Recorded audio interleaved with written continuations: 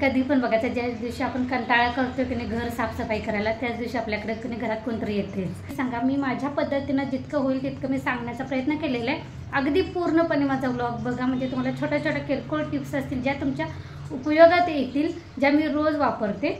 चल, हॅलो नमस्कार, मी प्रतिभा, तुम्हाला सर्वांचं स्वागत करते आपल्या चॅनलवर. तर आजचा दिवस तुम्हाला खूप छान सुंदर जाऊन तुमच्या मनातली सर्व इच्छा पूर्ण होईल. तर आजचा व्लॉग आहे साफसफाईचा, म्हणजे किचनमधल्या जेवणाचा रेसिपीचा व्लॉग मी आज दाखवणार नाही आहे, कारण माझं जेवण झालेलं आहे, थोडंसं फक्त बाकी आहे, ते मी नंतर करेन. तर ज्यांचं माझ्यासारखं कधी रोडवर घर आहे, जर रस्त्यावर घर आहे की नाही, त्यांच्यासाठी हा माझा ब्लॉग अगदी उपयुक्त आहे. आमच्या रुटीनमध्ये आपली साफसफाई कशी करायची की नाही हे मी दाखवणार आहे, म्हणजे मी कशी करते हे मी सांगणार आहे आणि उपयोगात पडेल याची मला गॅरंटी आहे. त्यामुळे माझा ब्लॉग शेवटपर्यंत नक्की बघा. तर इथे पहिल्यांदा आपल्या इथे बाहेरच्या लोकांना कधी चहा नाश्ता झालेले भांडी पडलेले आहे, तशी मी तुम्हाला दाखवते. तर बघा, बाहेर दिलेला नाश्ता, इथे कप चहाचे हे सगळे पडलेले आहे, तर ते मी नंतर आवरणार आहे. पहिल्यांदा कधी आपल्या साफसफाईला सुरुवात करायच्या अगोदर कधी देवपूजा करून घेऊया. म्हणजे देवपूजा केली ना, आपली जी रोजची महत्त्वाची कामं आहे ती जर पहिल्यांदा केली की नाही, तर डीप क्लीन करायला आपल्याला सोपं जातं आणि सगळं आपलं मन तिथं लागून राहतं. इथं माझी छानपैकी अशी देवपूजा झालेली आहे. तर इथं कधी मी सकाळी लवकर एकदा झाडू मारून घेतलेलं आहे. तो फक्त मी वरवरूनच मारते, कारण चार्ली इथं खाली बसलेलं असतं, त्याचे केस वगैरे पडतील म्हणून. आणि शक्यतो कधी सकाळी फक्त वरवरून झाडू मारून घ्यायचा, डीप क्लीन करायच्या नादाला लागायचं नाही, कारण कसं आपल्याला किचनमध्ये पण कामं असतात. आता माझी मुलं आहेत, तर शाळेला जायचं असतं, त्याचा डबा करायचा असतं, किंवा तुमचे मिस्टर जॉबला जात असेल तर त्यांचा डबा असतो. त्यामुळे आपल्याला किचनच्या कामाला पहिल्यांदा महत्त्व द्यायचं असते. त्यामुळे सकाळी फक्त सकाळी उठल्यानंतर झाडू मारायचे असतं, आपला रिवाज आहे. त्यामुळे झाडू पहिल्यांदा फक्त वरवरून मारून घ्यायचं, कारण आपण सकाळी उठल्या पहिल्यांदा डीप क्लीन करायला गेलं ना, तर माझं रोडवर घर आहे, धूळ वगैरे इतकी येते की नाही, त्यामुळे साफसफाईला वेळ लागतो. आणि जितका वेळ आपण सकाळी पहिल्यांदा किचनमध्ये आवरायच्या अगोदरच आपण झाडू मारायच्या कामाला जर वेळ देत बसलं की नाही, तर गडबड होते, कारण आपलं सगळं लक्ष किचनमध्ये असतं, कारण ते आपल्याला आवरायचं असतं आणि ते त्या टायमिंगलाच आवरायचं असतं. त्यामुळे फक्त वरवरून निवांत झाडू मारून घ्यायचं, त्यानंतर आपलं किचनमधलं सगळं आवरून घ्यायचं, डबा चपाती भाजी जे काही जेवण तुमचं चहा नाश्ता ते सगळं आवरून घ्यायचं आणि त्यानंतर आपल्या डीप क्लीनला सुरुवात करायची. कारण त्यावेळी आपण निवांत असतं, सगळी आपली घरातली ज्याच्या त्याच्या कामाला बाहेर गेलेली असतात. आणि मला कशी सवय होती, आता मी हे शूट करते, त्यामुळे इतर वेळी मी काय करायची, सरळ यूट्यूबला सॉन्ग लावायचे, होम थिएटरला गाणे लावायचे आणि ते गाणे ऐकत मला काम करायची सवय होती. कारण म्हणजे गाणे ऐकत काम करायला पण फ्रेश वाटते आणि आपल्याला कंटाळा येत नाही, असं माझं एक पहिल्यापासून एक सवय होती. ती हल्ली थोडीशी मोडलेली आहे, तरी पण मी FM लावून ठेवते आणि त्यानंतर माझ्या कामाला सुरुवात करते.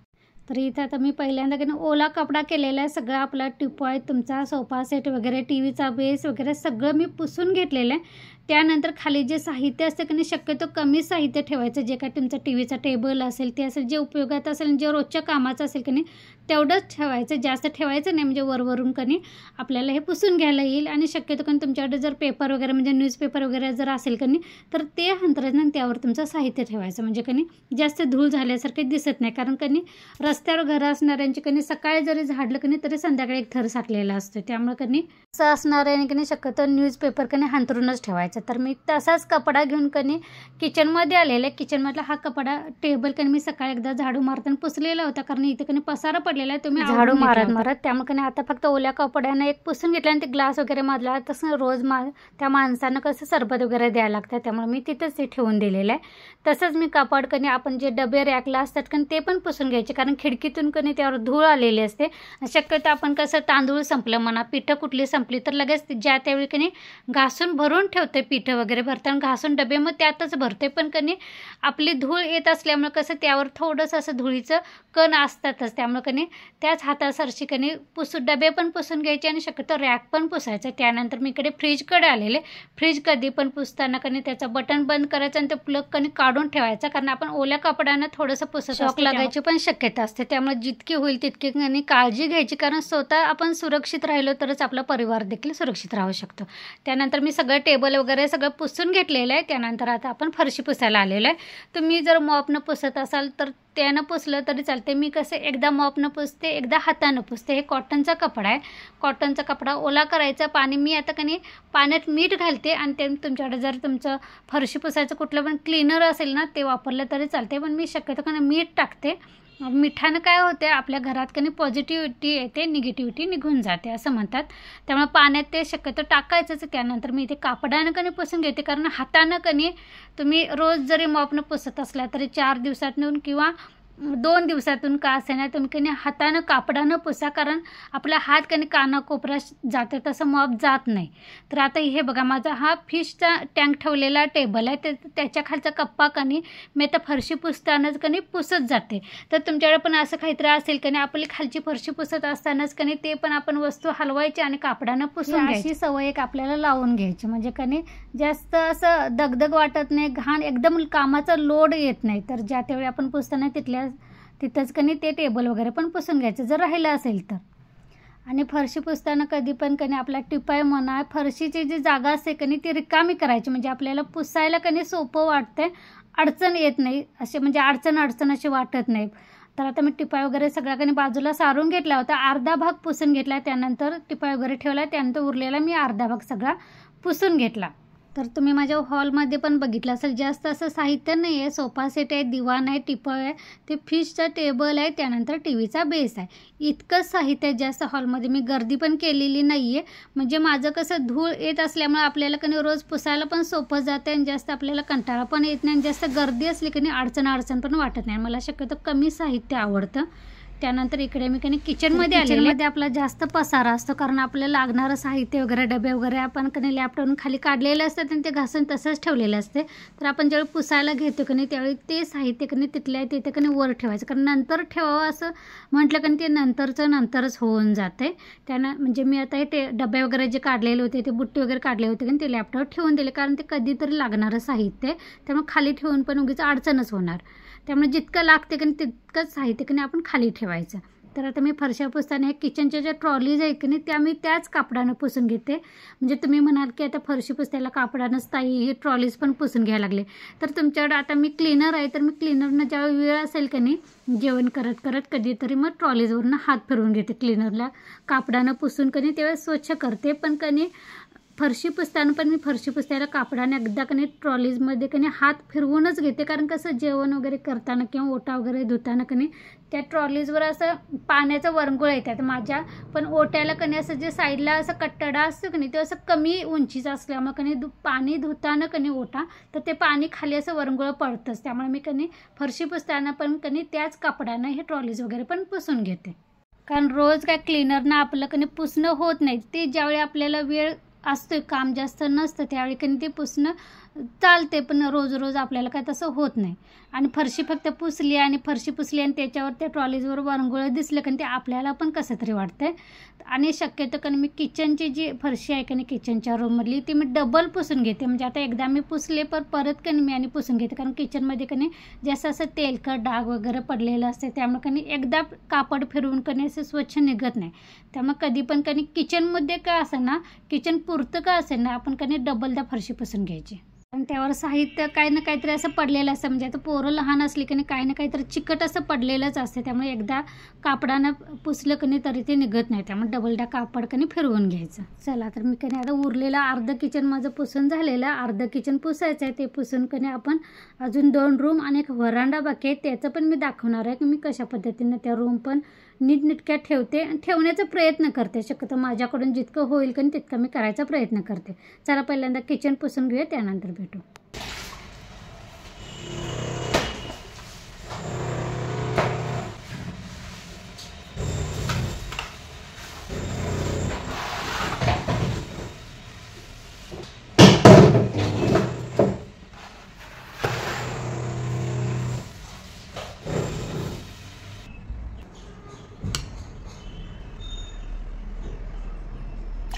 तर किचन हॉल माझं झालेलं आहे, त्यानंतर मी पाणी बदललेलं आहे.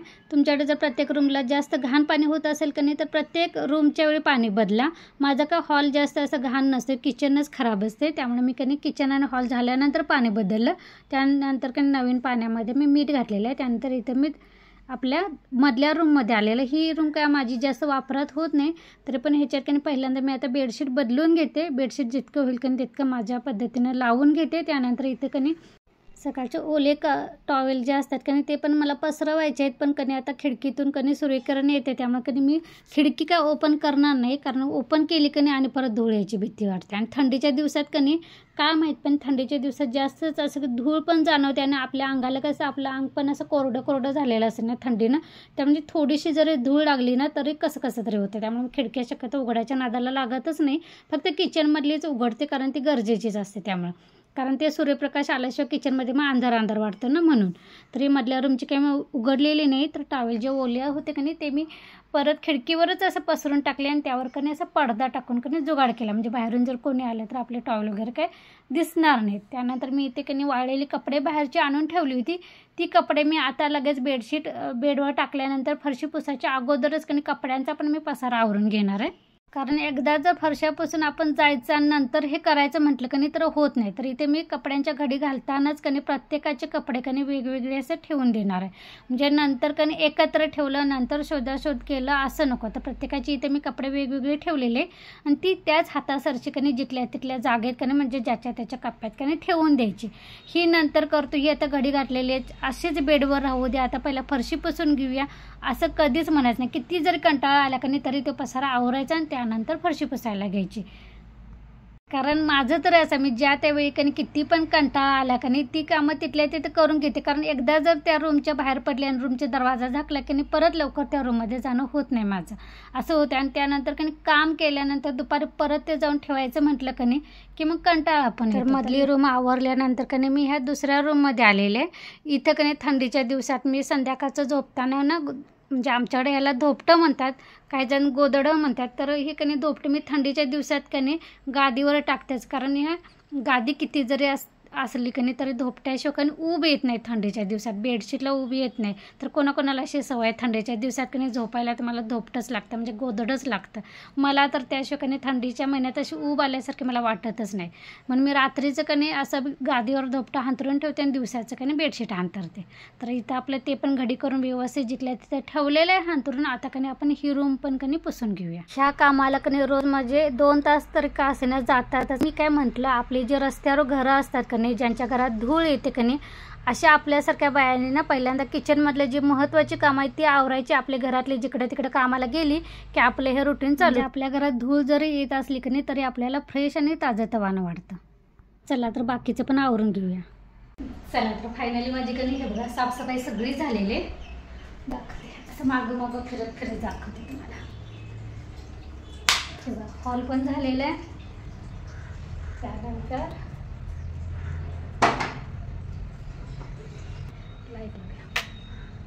पण झालेले, त्यानंतर हे बघा ही रूम पण झालेली. त्यानंतर फायनली हे खाली पायऱ्या चढून बाहेर जायचा तो मेन दरवाजा, इकडे वरांडा. मशीनमध्ये कपडे टाकून ठेवलेले, आता फक्त कणी लावायची बाकी.